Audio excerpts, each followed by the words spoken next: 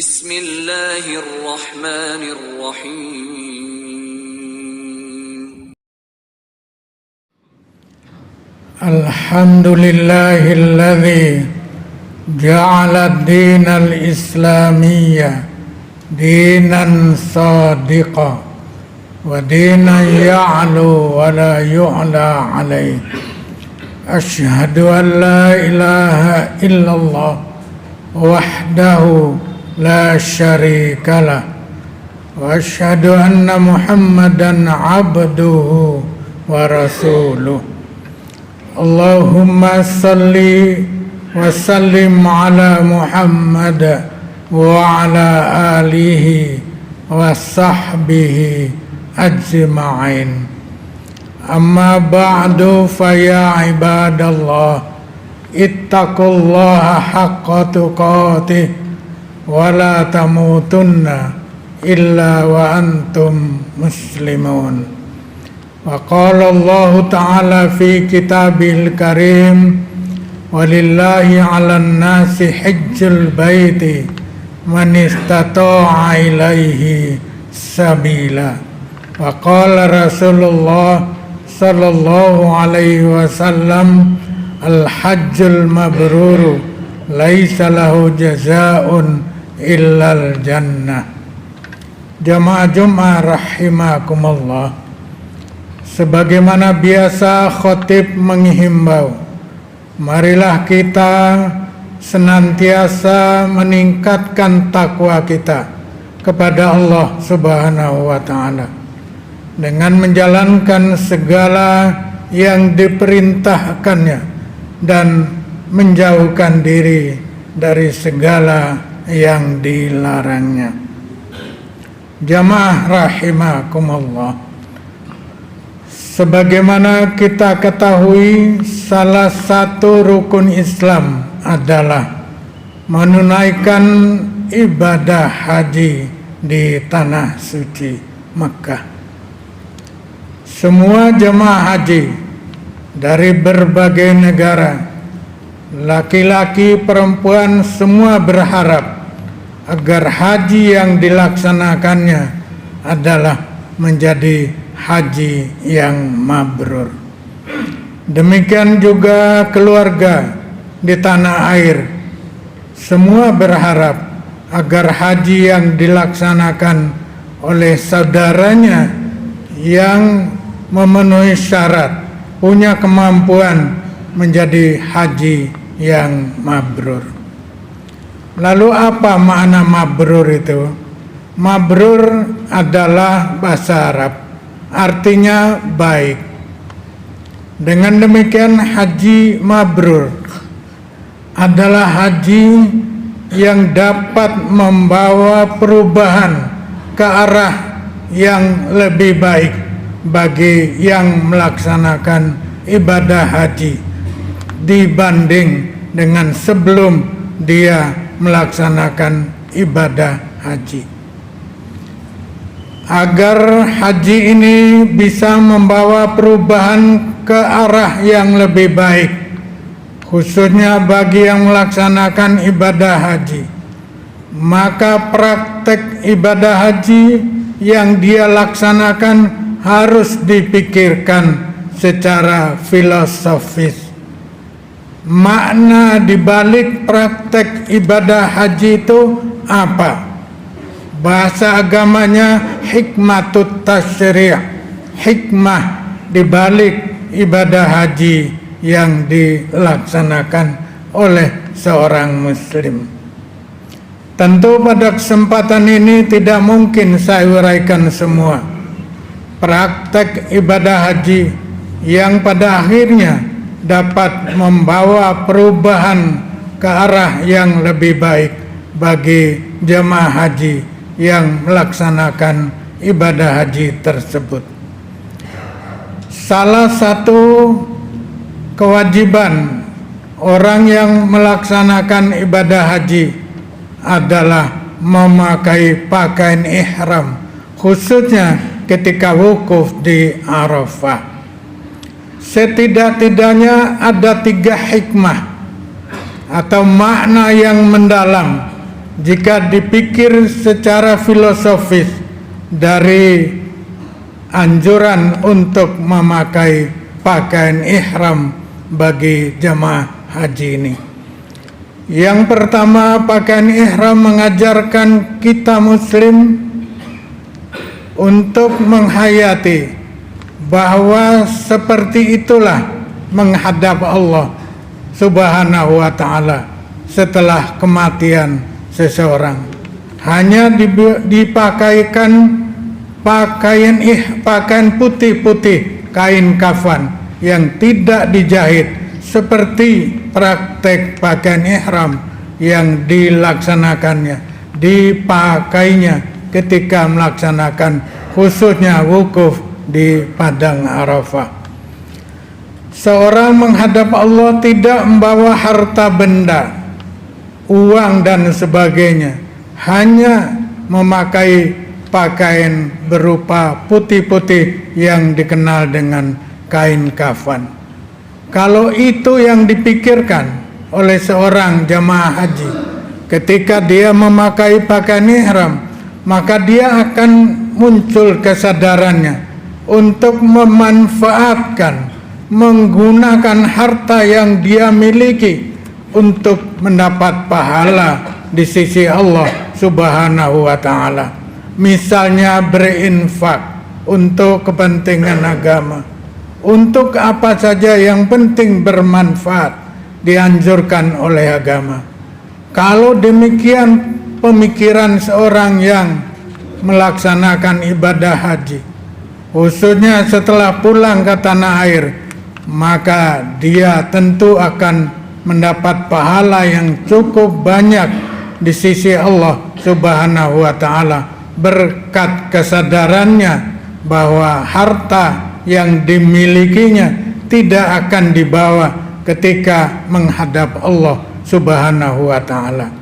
Kalau demikian, maka dia pasti dapat pahala. Kalau sudah dapat pahala, otomatis nanti balasannya adalah surga di akhirat nanti. Itu maksud Rasulullah, al-hajjul mabrur, haji yang mabrur, haji yang membawa perubahan ke arah yang lebih baik bagi jamaah haji setelah selesai menunaikan ibadah haji. Balasannya adalah surga di akhirat nanti.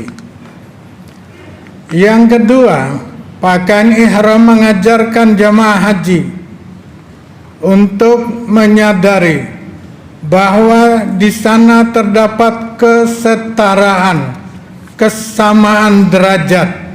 Baik presiden, baik rakyat jelata sama-sama memakai pakaian ihram putih-putih, tidak dijahit. Kalau sekedar pemahaman tekstual, ya begitulah ajaran Islam tentang haji. Pakaian ihram putih-putih, tidak dijahit. Tetapi kalau dipikir secara filosofis, diberi makna yang mendalam, khususnya bagi pejabat yang haji, dia akan sadar bahwa yang dinilai di sisi Allah bukan jabatannya, bukan status sosialnya, bukan kedudukannya, tetapi ketakwaannya kepada Allah Subhanahu wa ta'ala. Itu yang mengantarkan dia memiliki nilai lebih dibanding orang lain, bukan karena jabatannya, karena dia berpikir ketika ibadah haji, ketika dia memakai pakaian ihram, maka tidak ada perbedaan ternyata antara dia sebagai pejabat, antara dia sebagai orang kaya dengan rakyat biasa yang miskin lagi, sama memakai pakaian putih ihram itu tanpa dijahit. Kemudian yang ketiga, pakaian ihram terutama tempatnya yaitu di padang Arafah bisa juga dimaknai bahwa seperti itulah di akhirat nanti, sama, kumpul semua, tidak ada perbedaan antara rakyat biasa, orang berkedudukan tinggi, semuanya kumpul di satu tempat untuk mendengarkan bagaimana keputusan akhir nasib dia, yaitu menerima laporan pertanggungan jawaban ketika dia hidup di dunia. Semuanya akan diperlakukan secara adil. Oleh karena itu dia akan berpikir bahwa dia harus siap dengan pahala amalan-amalan soleh yang cukup banyak untuk dipertanggungjawabkan di hadapan Allah Subhanahu wa ta'ala, seperti gambaran berkumpul semua orang di padang Arafah ketika melaksanakan wukuf. Jamaah rahimakumullah, jika seperti ini mampu kita laksanakan, kita pikirkan bahwa semua ibadah dalam Islam dipikirkan makna filosofisnya, makna mendalam, hikmah apa di balik praktek ibadah kita yang diajarkan oleh agama kita, pasti orang akan sadar untuk mengumpulkan pahala sebanyak-banyaknya, karena itu yang dibawa pulang ketika menghadap Allah Subhanahu wa ta'ala. Bukan ibadah haji berupa pakaian ihram saja, sholat juga dalam ajaran agama kita, mulai takbiratul ihram, yaitu kita mengucapkan Allahu Akbar. Kalau sekedar mengikuti perintah Allah, ya seperti itulah ajaran agama kita. Ketika sholat harus memulai dengan takbiratul ihram, ucapan Allahu Akbar. Tetapi jika diberi makna mendalam, Allahu Akbar artinya kesadaran kita bahwa Allah itu Maha Kuasa. Kita tidak ada apa-apanya, hina rendah di hadapan Allah Subhanahu wa ta'ala. Tidak ada lagi rasa sombong, angkuh dan sebagainya, karena semua mengucapkan Allahu Akbar, Allah Maha Besar.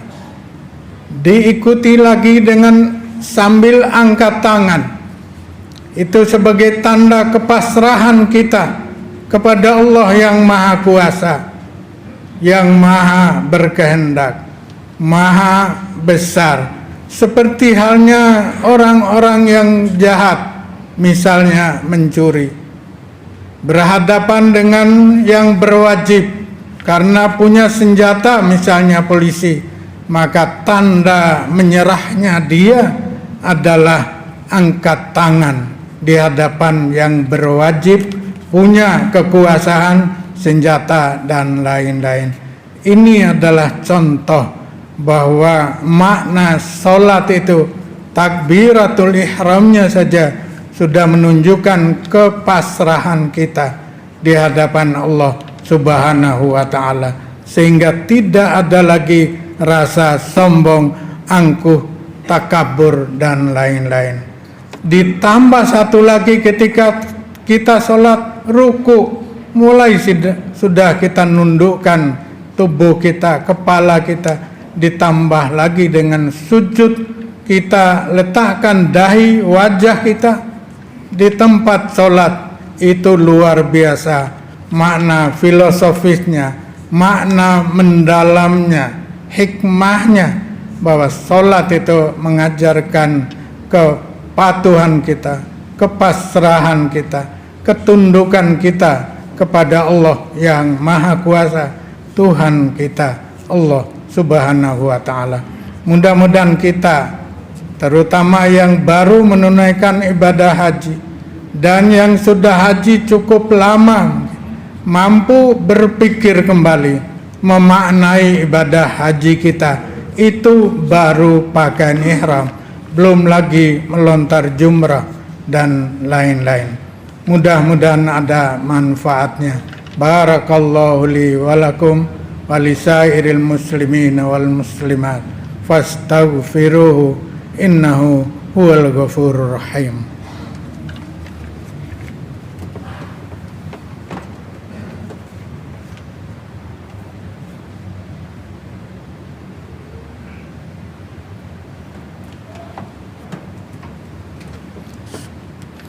Alhamdulillahi hamdan katsiran kama amar. Asyhadu an la ilaha illallah wahdahu la syarikalah. Wa asyhadu anna Muhammadan abduhu wa rasuluh. Allahumma salli wa sallim ala Muhammad wa ala alihi wa sahbihi ajma'in. Amma ba'du fa ya ibadallah ittaqullaha haqqa tuqatih faqad fazal muttaqun. Innallaha wa malaikatahu yusalluna 'alan nabi ya ayyuhalladzina amanu sallu 'alaihi wa sallimu taslima. Allahumma ighfir lil muslimina wal muslimat wal mu'minina wal mu'minat al ahya'i minhum wal amwat. Rabbana a'inna ala dzikrika wa syukrika wa husni ibadatik.